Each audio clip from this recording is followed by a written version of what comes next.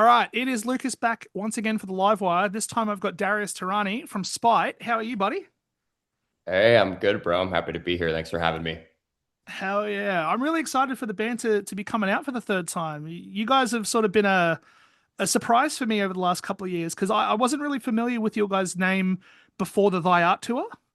And hmm something I really like to do is I like to not know who bands are walking in if I don't know them. And you guys just Right. walked on and just blew me away for 30 minutes. Hey, I like to check out new music the same way too. I like to see it live. I feel like I get the best experience that way, you know. If a band's going to win me over, it's going to be at a live show.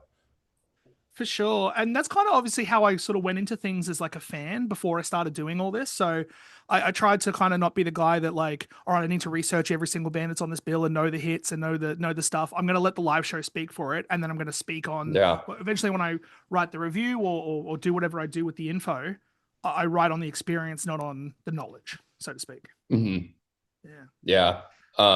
But the band's really excited to come back to Australia. We always talk about how it's one of our favorite places to tour.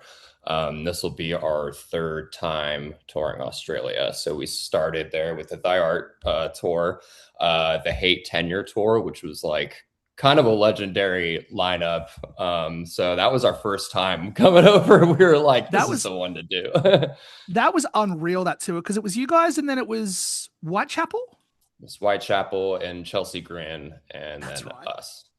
Yeah. That's right. Chelsea Yeah. Green So with that I was couldn't I blanked for a second who the fourth band was. It was Chelsea. How can I blank on Chelsea Grin? That's insane.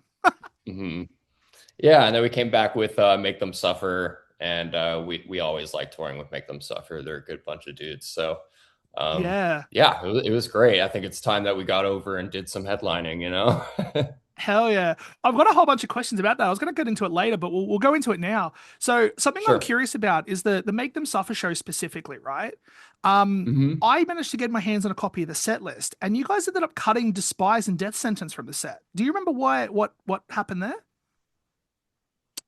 Um, was it opposed maybe to like a different set? We played it on another tour maybe or something because it probably was just like a time thing, you Yeah. know, where we had to like pick and choose which songs had to stay in the set. You know, it's always hard because we do like playing all of our songs. Like we don't like just playing like the new stuff we come out with. We enjoy playing the stuff from our first album and all the stuff going pretty much everything besides stuff really the root of all evil is the only one we don't really play too much of off of. But yeah, we enjoy all the old stuff. So it's always hard picking a set list, man. Yeah, because I actually got like a physical copy of the set list, and I'm like, oh yes, I got it. And I'm going through it. I'm like, I don't remember Despite being played, and I was like, I don't remember Death Sentence because Oh, Death so Sentence so was it was on the set list. yeah, it was like on the physical set list. Man, I'm You trying to brought you remember if probably we had maybe we had some technical difficulties or something one night. I'm trying to remember on that tour. that's There so there good. I was must just we must curious. have had an issue, yeah, where we had to cut them for some reason. But I don't think it had to do with anything with like the content of the music or anything like that, you Yeah, know? because I was like Yeah. real amped because like I saw Death Sentence on there, and I'm like, I wish I had known that it wasn't on the set list because I would have lost my fucking mind. Yeah, it's an old one, dude. People still ask for that one all the time. It's funny how that song and like Snap and stuff still hold up today and people like it when we play them. I think that's dope, you know. I like that. Yeah. And then obviously off the back of that tour as well, you guys sort of started toying with the idea of doing headline shows in Australia, where you did Melbourne and Brisbane for the first time ever as headline hmm shows. How hmm different did they feel compared to doing the support slots?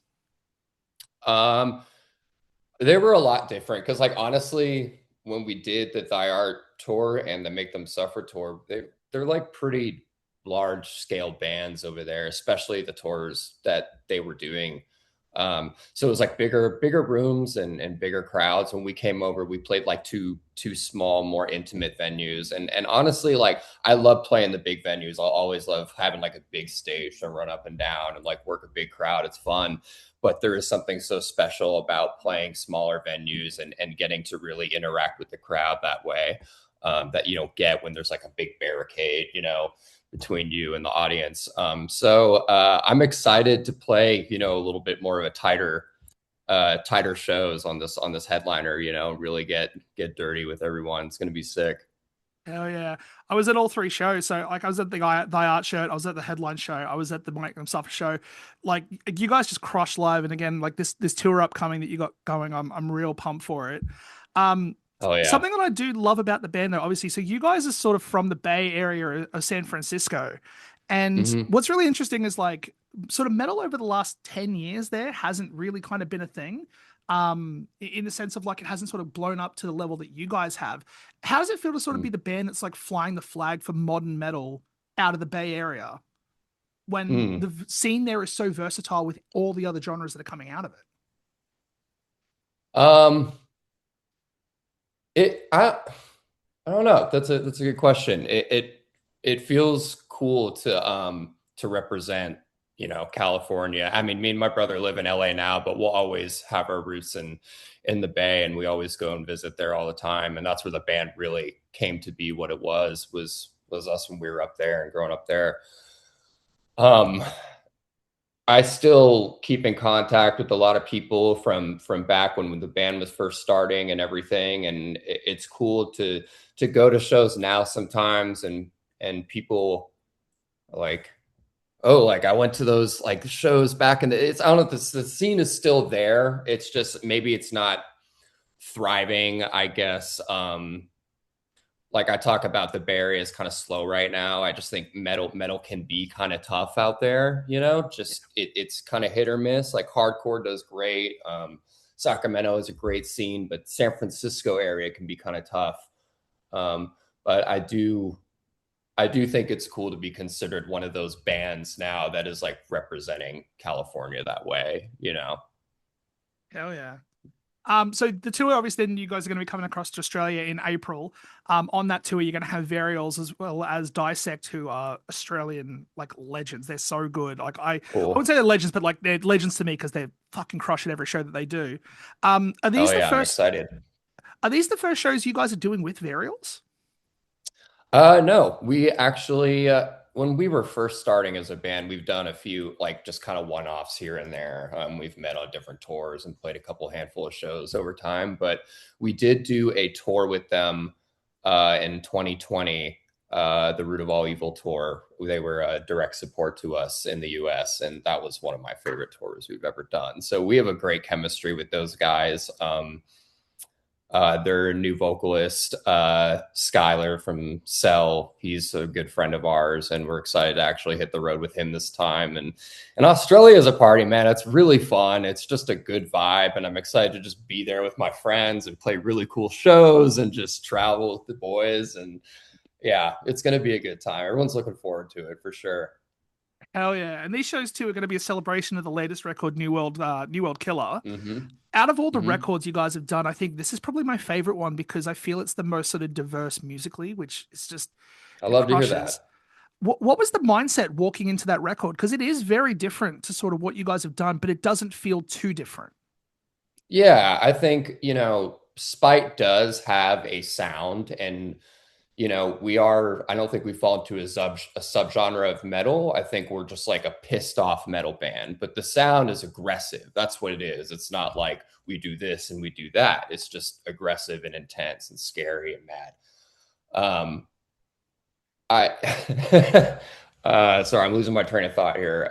You're good. Going into the record, yeah, there we go. Sorry. Me and Alex kind of were just like, all right, like, let's take everything that, you know, we've been a band for 10 years. Let's take everything that we've done over this time and all of our experience and everything we've learned, and like, what would we do naturally, like if we just like kind of threw ourselves in a room and just kind of started jamming together like when we were younger, you know what I'm saying? It was like kind of like, what was the first thing that we would do, like almost like instinct, you know, spite instinct. And that's kind of like what we were riding off of for a New World Killer. And I think having Travis, you know, was the first time we had a drummer write his own drum parts. I think having Travis was a great addition to the band, and everyone was really doing a collaborative effort in the studio where normally me and Alex are really tight about things. We all came together, and it was a very collective effort with the band.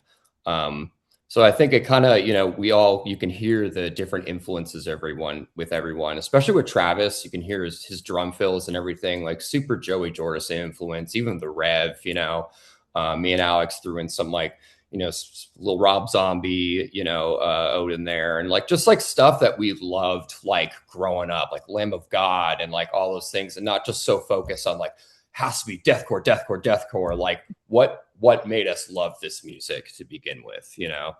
So I think New Yeah. World Killer, we had fun exploring all the different elements and all the things we loved about heavy music and making it a Spite album.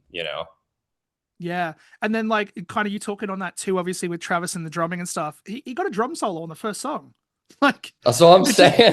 it just Yeah. rips. Like it's you don't really hear drum Yeah. solos much in like studio recordings anymore. So like Hmm. that was also like the Disaster 2's also got that fucking swing like outro. Like it's just Yeah. it's so Yeah. bizarre, but then it bleeds perfectly into Gavel, and it's like I remember putting it on being like, what am I listening to? This is insane.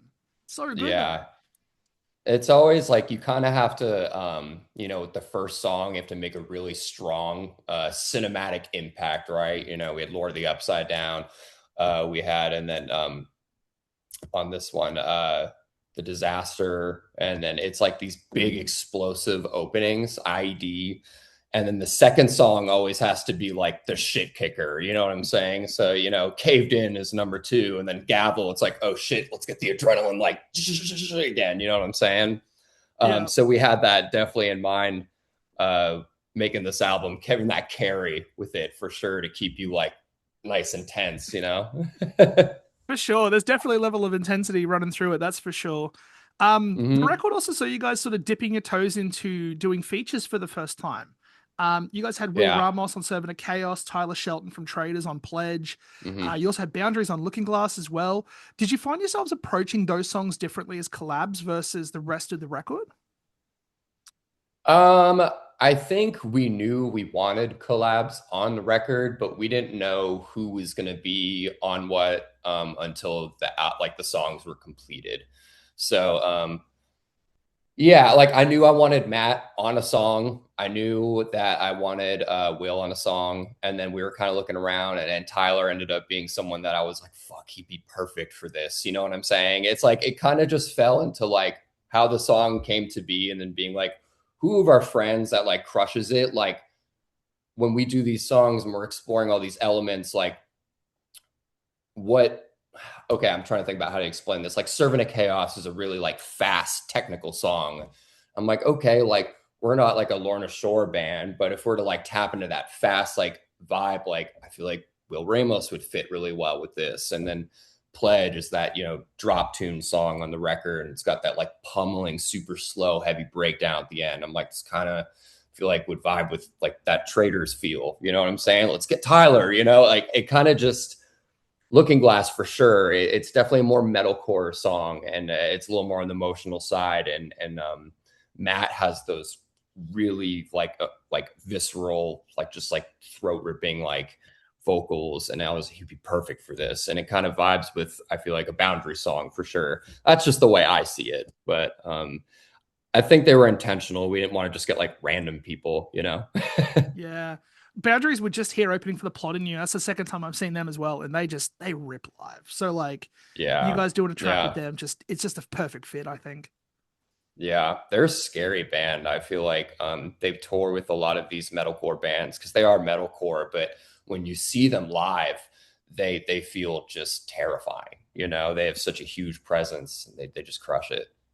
Yeah, well, it was them, Banks Arcade, who are like a New Zealand band from Melbourne, and then obviously Plot and You Hmm. headlined, and then Fit for a King was sort of underneath Plot, and by far, with Fit for a King on the lineup, Boundaries were by far the heaviest band in the whole show, and the crowd was going nuts from too. It was so cool, but yeah, you're Yeah, right. You're right. They sort of fit the mold of the metalcore, but the live shows is something else.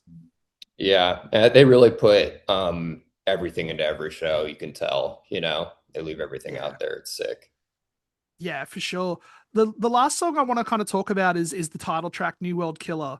Um, Something I really love, and it's just a weird thing, I guess, is that when bands sort of get a bit self-referential in their music, Hmm. and obviously you got songs like Motorhead have the song Motorhead, Iron Maiden have the song Iron Maiden.